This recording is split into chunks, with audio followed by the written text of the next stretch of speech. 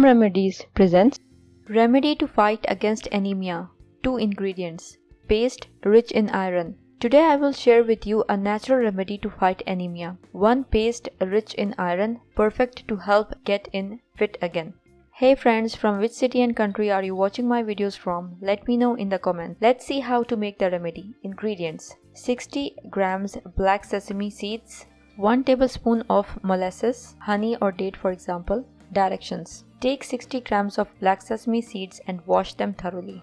Put the seeds in blender and blend it. Take 1 tablespoon of molasses. You can take honey or date molasses or any which is available. Once added, using a hand blender, blend the mixture thoroughly. Your remedy is ready to be used. Store it in an airtight container in the fridge for 10 days. How to take? Take a teaspoon and add it in a glass of water or smoothie. Drink it. Within 10 days of consumption, you will feel better. If you liked the video, hit that like button to give it more value and share it on your social networks to let others benefit from it too. Thanks for watching. Goodbye.